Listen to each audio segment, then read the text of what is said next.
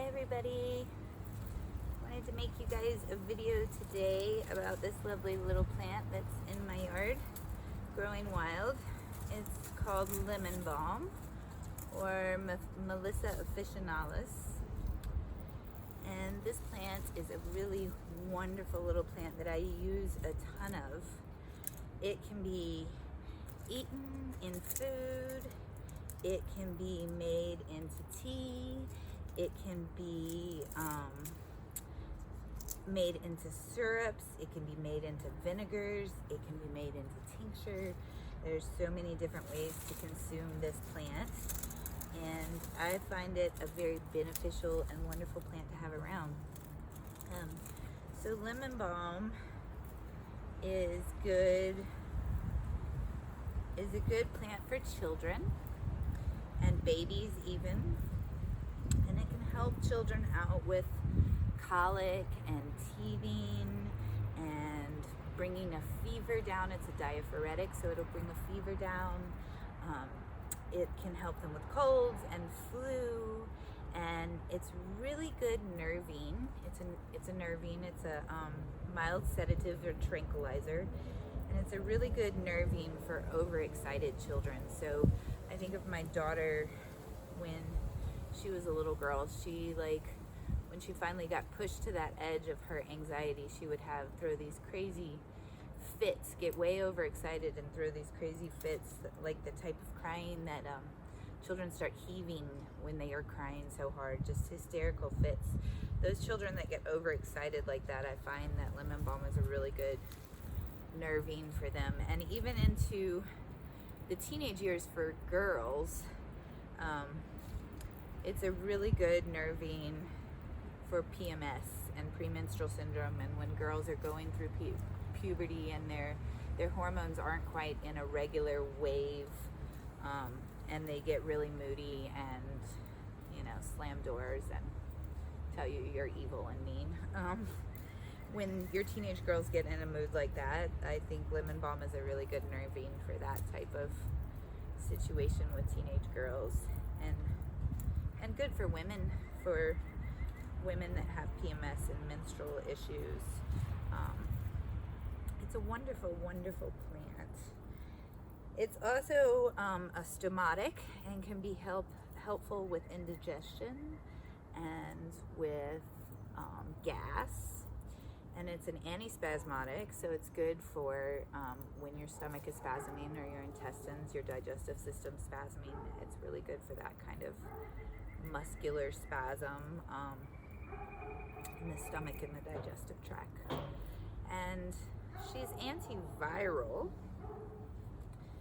and can be really, really, really helpful with herpes simplex. So I like to combine the lemon balm with usnea and a salve for cold sores and herpes simplex.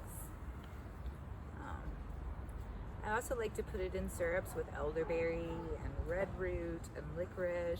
I think it combines really well with elderberry and thyme, and rose hips, hibiscus. I like to put it in syrups in my elderberry syrups and cough syrups. I think it's a wonderful flavorant.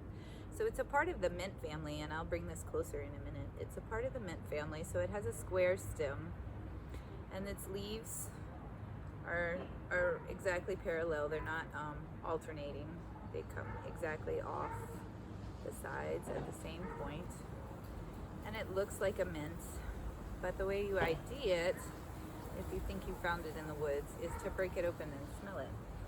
And it has this super fresh, lemony, almost lemon cleaner type smell to it. It's very distinctive, and you'll know if you find it in the woods and you're like, hey, that's a mint, I wonder if it's lemon balm, and you pick it and you smell it, you'll know for sure.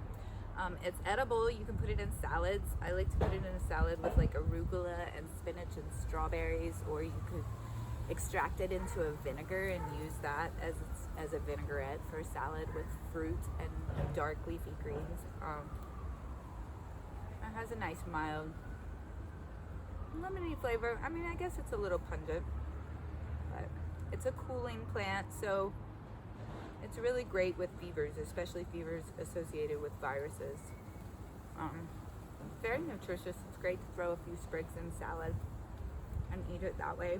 But this one needs to be cut back. And so I was going to show you guys how to cut it back.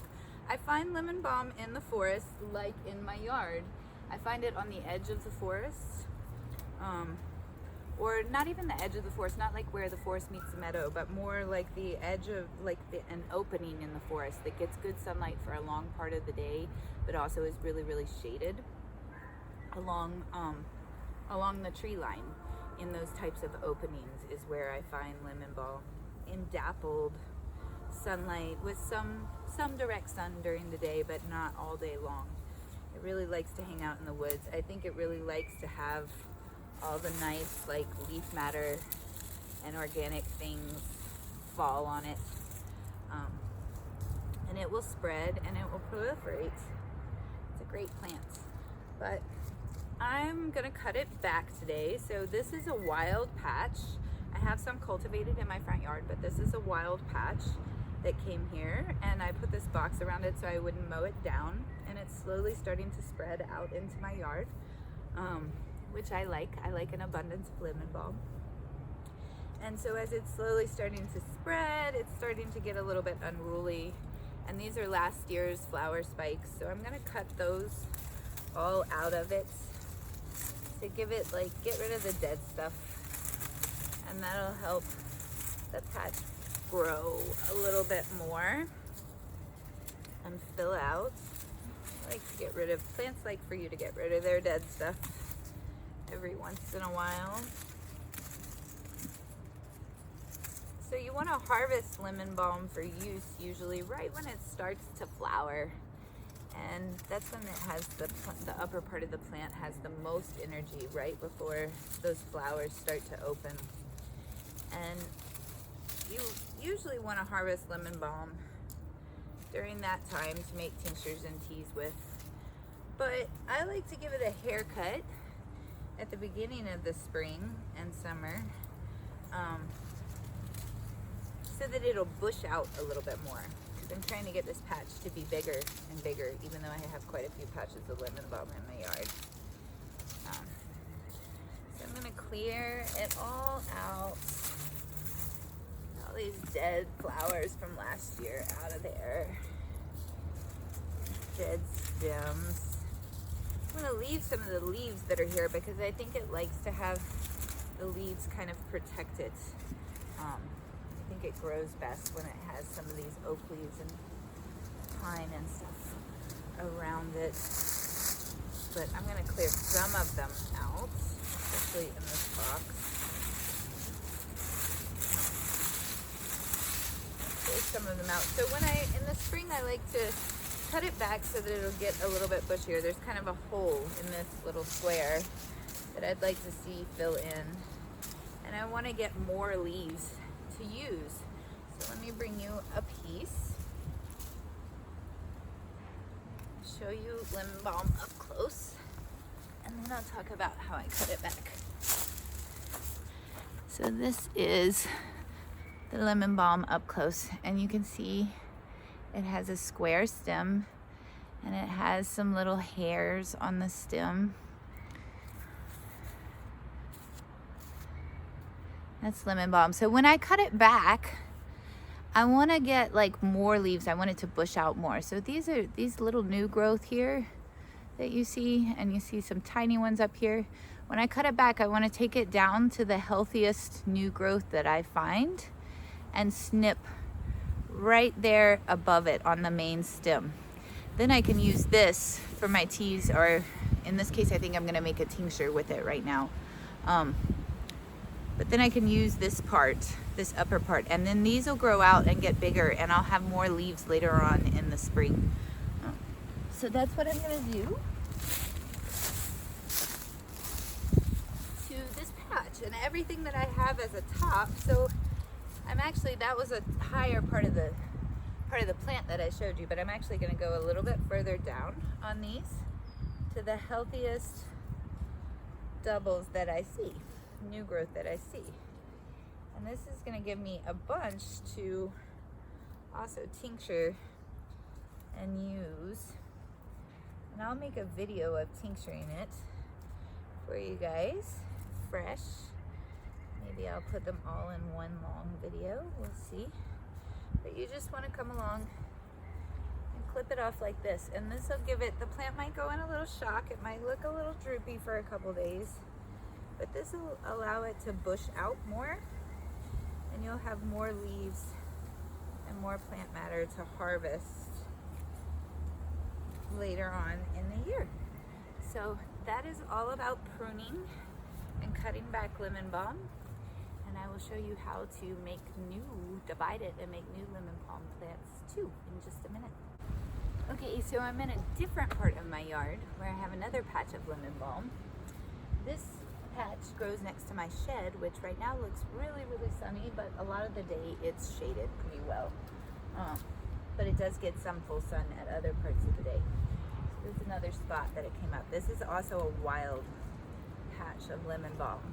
So if you want more lemon balm in your yard, you have more of the type of environment that it likes to grow in, and you'd like to cultivate more of it and help it proliferate so that you can use more. There's a couple different ways that you can start new plants.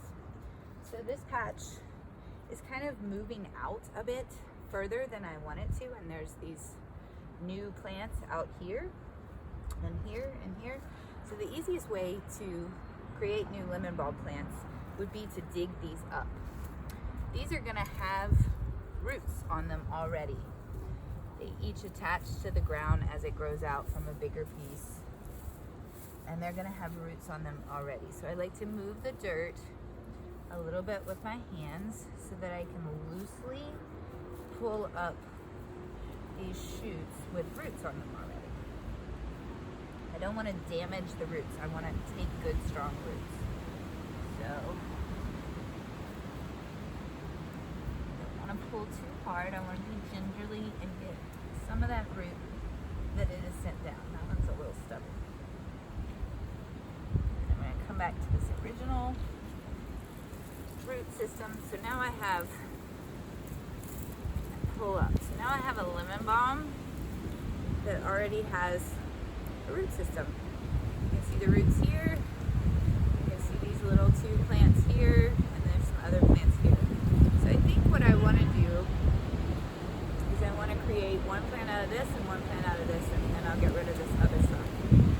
So I'm going to take my scissors and I'm going to cut off these side shoots that aren't as healthy. I'm going to cut those off, and then I'm left with two.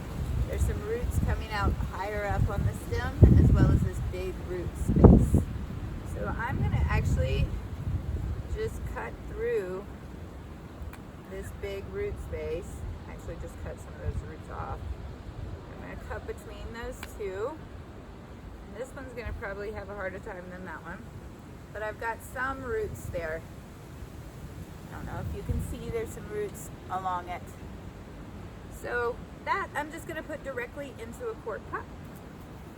And I'm going to trim off all these lower leaves.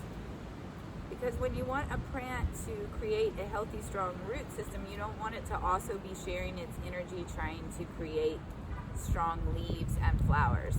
So I'm going to cut off these lower leaves, and then I'm going to take the bigger leaves up top. I'm going to leave some, but I'm going to cut them in half. And this is just going to signal to the plant that I want it to send off some roots instead of putting on this upper growth. So I'm going to take all that lower part, that L that bends with the roots on it, and I'm going to stick that all the way down into a cup of soil. I'm just going to kind of coil it and put the soil on top. So then I'll have, there's one, and then I have this other one. And this one, I'm actually going to leave some of this stronger root stuff here on it, because that'll help it. I cut off some of it, but that'll help it get nice strong roots. And again, I'm going to take the leaves off of the bottom all the way down. I hope the wind's not making this video too hard to hear. It's roaring. We're getting some Appalachian spring wind right now for sure. And I'm going to cut these leaves in half. Boom, boom, boom, and I'm going to put it in a quart-sized pot. So there's another way that you could cultivate more lemon balm to spread around your yard or share with a friend. I like to share with friends. Another way that you could do it would be to root a sprig. So you could, if you were cutting it back to promote new growth, you could, let me find a good one. You could take a shoot like this that has a couple sets of new growth on it, and you could put it in a cup of water. Show you about the size. Here too, I would cut off these lower leaves, but I've got like 1, 2, 3 nodes. Ideally, I would have 4 nodes to do this. 1, 2, 3, and then a 4th one. But I have 3 nodes on this one, and so I would cut this off at an angle. I would cut these lower leaves off, and I would cut this off at an angle, and I would put it in some water in a sunny location in my house and let it root. And then once it roots, then you could put it into dirt. I think that that's more difficult than just finding some leaders once your patch fills in, because you don't really want to be dividing your patch. If you have a new patch that's just magically shown up in your Appalachian backyard, you don't want to be dividing it till it's a big healthy patch. This patch is a decent sized patch, and it keeps getting bigger every year, and I don't want it to come out too far because I'm eventually going to build a bed in front of my shed, and I want it to be in that bed. So I'm going to harvest these ones closer to me to make new plants, but I'm just going to put them straight into the dirt.